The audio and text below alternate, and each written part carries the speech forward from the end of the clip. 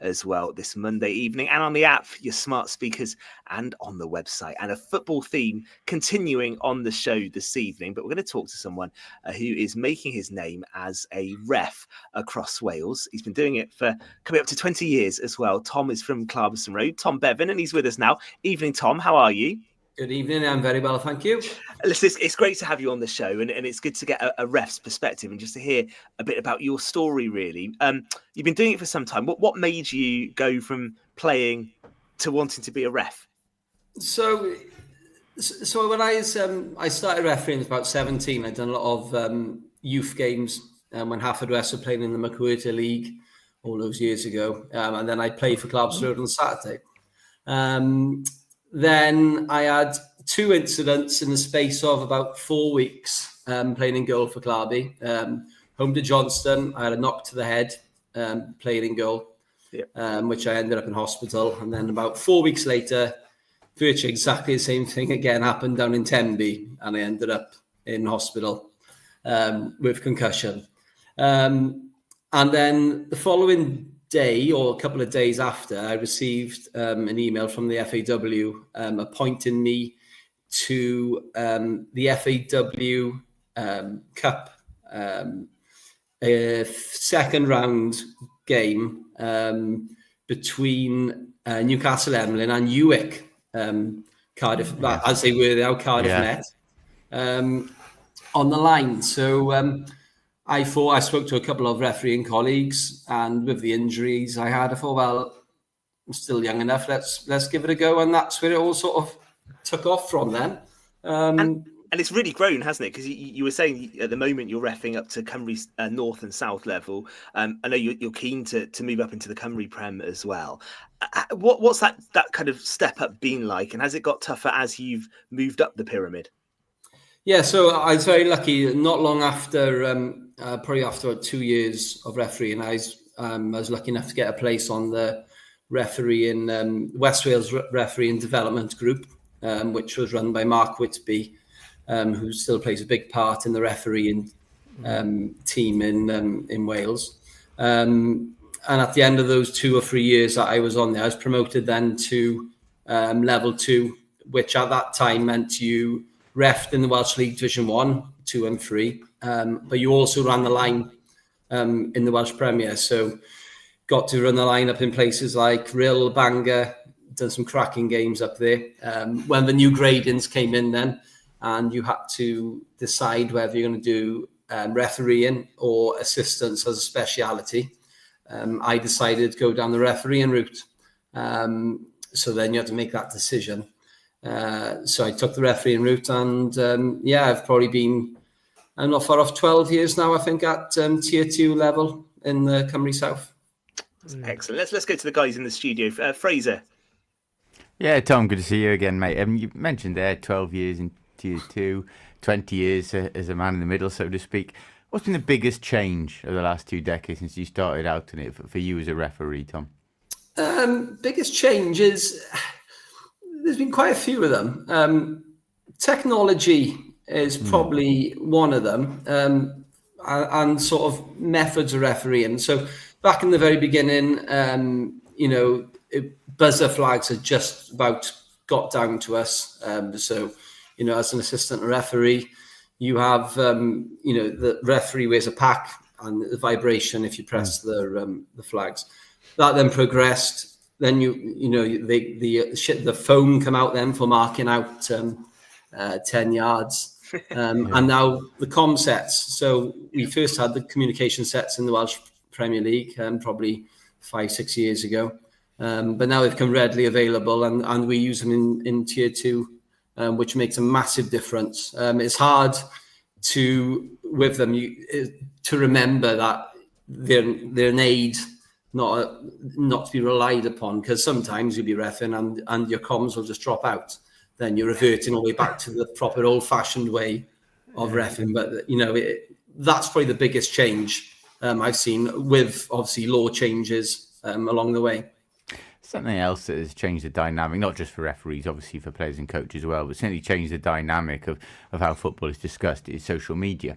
Now, you see both sides. There's the obvious drawback of perhaps referees receiving, unjustified abuse or almost foul mouth abuse on social media. That's maybe a different issue to what I'm talking about now. But I always thought at first that wasn't necessarily helpful for officials, because if you have made a genuine mistake, especially at local level where you're not always talking people who are fully qualified, the last thing you need is it being caught on a camera phone and reposted. But then, I changed my view on this slightly last year. There was an incident in the Senior Cup semi-final where Stefan Jenkins, who you know well, up-and-coming ref, and he gave what appeared to be a contentious semi-final offside decision, or didn't flag for offside, I believe. It involved Clarby, actually, game between Clubston Road and Carew. Clarby getting to the final. Your mate's there, and we know what happened after that. But there was actually then, I think it was a photo or footage taken that went on social media proving he was right, which actually completely vindicated his call. So I thought, okay, maybe this can be helpful for referees.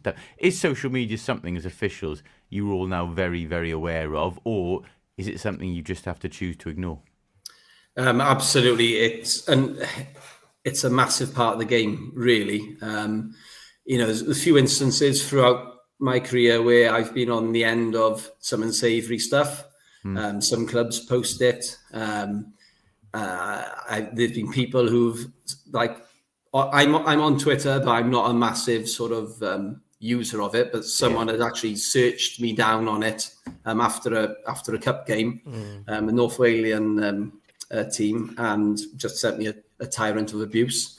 But what I will say in those instances, the FAW are very, very good and very proactive in protecting you. But also as a referee,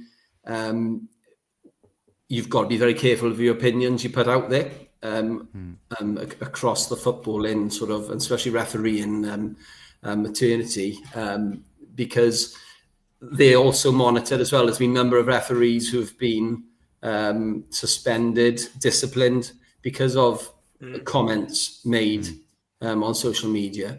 Sounds but then, as you said, like Fraser, being a sports journalist. yeah. But as I said, Fraser, with the incident in the semi-final, when that footage comes up and supports you, as a referee, is nothing. It's one of the best feelings, because you have that one instant to look at it and you see it. You take that picture and you think, right, and then everybody is shouting at you and you're thinking, God, have I seen that right? An instance on Saturday, there's an incident with the goalkeeper. Player hurdled him. I seen clear air between them, and next minute the keeper's out on the floor, cold. And I'm thinking, has he caught him? I've watched it all the way through, but it just starts playing in your head. So when you see that reassurance, it does make a big difference to your confidence. Yeah, Gordon. God, Tom, I go right back to the beginning with you, don't I? That's the thing. I tell you. I know your dad. I know your dad, Hugh, well, obviously involved with Clarby Road, and I know your brother Richard from banging in goals, and he still turns out for the seconds team and still scoring goals. I was just going to say, I remember you starting out as a quiet sort of, a bit nervous, I think, but being 17, you would be up against some of the players that you would have come up against in Division 1 at that particular time, or even the lower divisions. Who give you the inspiration to? I know you had the incidents with what you just told us, but who inspired you to take up the whistle and follow it through? What give you that encouragement? Because I know Brian Hawkins, the late Brian Hawkins, was very much involved then as well. So I was wondering if Brian has any sort of input as well. Yeah, absolutely. It's a bit of a strange one. Sort of, it all fell into place, as in, I sort of made my decision, and that was it. I was going to referee, but there was tremendous support from the Premiership Referee Society. Yeah, absolutely brilliant bunch of lads. Any problems, have a word. You can sound everything out to them. They'll come back with advice. Brian Hawkins was absolutely tremendous during my development as a referee. Yeah. Pick up the phone to him. I'd be coming back from games, some absolute humdinging games, thinking, my word, what has just happened there? And he'd be like, no, you just keep on going. You'll get these games. These are the games that make you or break you. Yeah. And he's absolutely right. And I had a lot of time for Brian. And even when I wasn't refereeing Pembrokeshire so much, I could still ring him and have a chat with him about, about refereeing in instances and scenarios. At the time there was, of course, Kevin Bowen. I remember Kev. Yeah. Was on the same level. We were both on the level together, so a lot of times we travelled together. Me and Kev were good pals.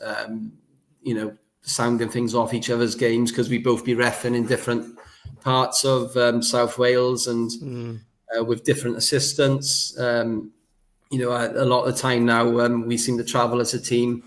Myself, Di Badger, and then I've got to look after James Olliott as well, unfortunately.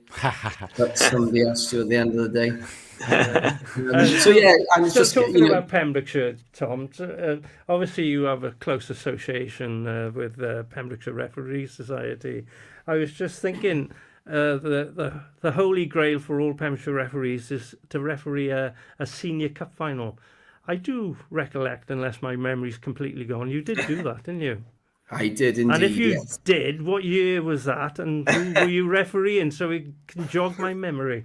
Right, is Carew Merlin's Bridge. Ooh, that was a tough one. Yeah, it was a fully enjoyable game. I think Bridge won 2-1 in the end, if I'm correct. Because it's quite funny, because Brian Hawkins rang me up a couple of seasons prior to that. And he said, can you just sort of block out your dates for the Welsh League so you don't get appointed around about this time. I was like, fine. And for 2 consecutive years, Clarkson Road made the finals. Right, okay. So Brian, there's 2 years this conversation went on, and then Brian rang me up. Clarby got knocked out the first round the following year, and he rang me up. He said, right, block those dates off now. So if that would have been 2019, was it? The Joe Lee, that's it. And they went on to win the West Wales Cup. That's right. That's right. Yeah, same year. Yeah, so 2019. It was. Tom, we've talked about the change of face of refereeing, change dynamic. One thing I'm interested to go, and I'll put my hands up. I panned this idea initially, and I'm pertinent to what you say now. The biggest compliment I can maybe pay it since is that I haven't heard much about it, which suggested it hasn't been the chaos I envisaged. But it's a sin bin rule. It's obviously something that you've been using in Tier 2 of Welsh football. Did you think it was necessary to bring it in, and how effective has it been from your point of view? Yeah, I think there was a point where something had to be done with dissent. Dissent is sort of thing that can just grow and grow and grow in a game if you don't get hold of it early on. You will get those players who will descend you all the time, no matter what you do. And sometimes you're right, early yellow card, that'll keep him quiet for the rest of the game. I think there has been, so last season when we done games in the West Wales Premier League, where that league was one of the trial areas for it. I think there's a reduction of about 60 to 65% in sin bin yellow cards for dissent after the sin bins were brought in. And I think there was also a statistic that when there was players off the pitch, you were 80% more likely to concede a goal. So as time went on, players would learn, management would learn, and literally go in, nip it in the bud, tell them to be quiet. Otherwise, you could have them 10 minutes off. 9 times out of 10 now that would work, where before it would fester and fester on. I've probably issued about 4 or 5, I think, since it's come in. And a lot of them are repeat offenders. Which you just... It's interesting. Yeah, but, 9 times out of 10, you have a relationship with the players. You speak to them. 9 times out of 10, they respect you. It's frustration, but you do get the ones who just keep on at you. And at one stage, probably 2-3 years ago, it was a massive problem, I'd say, in Welsh football across the board. So it has curbed it then, in your opinion? In my opinion, it has, yeah. And that's really interesting. And this regulation where teams go through their captain now to speak to a referee seems an entirely sensible one for me. I will say I backed that from the start as soon as I heard it. Well, yeah, come in, obviously, Fraser, with your rugby background and stuff. Yeah.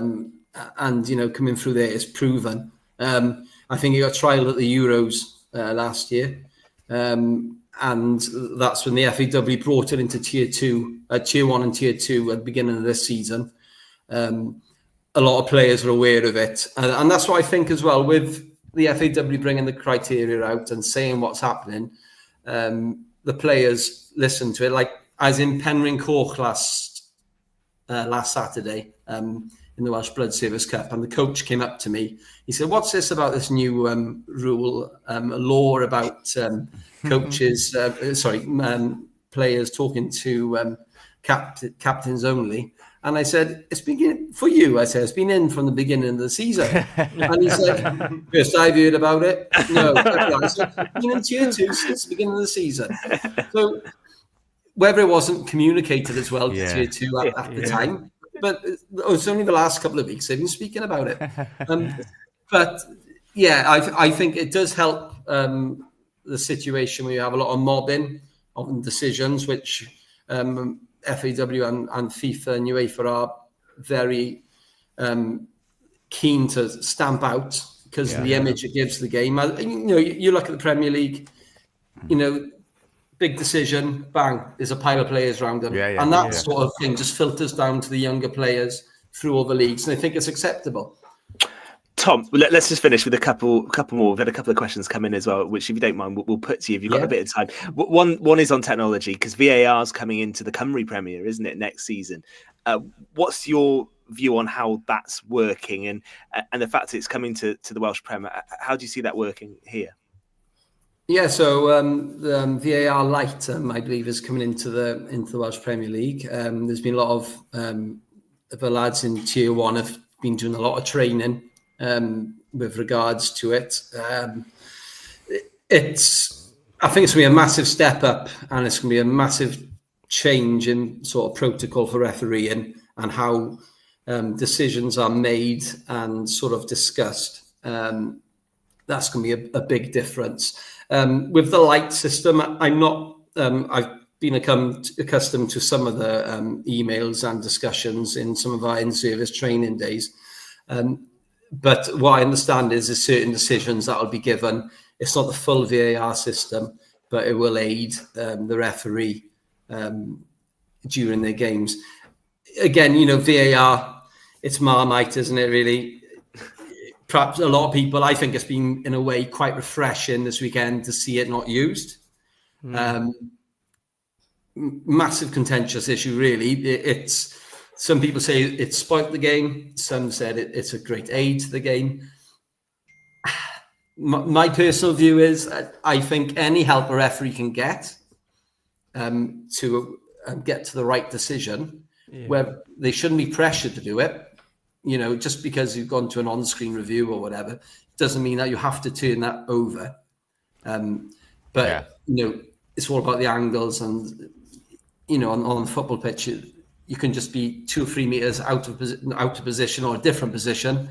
You can see things completely different to someone else.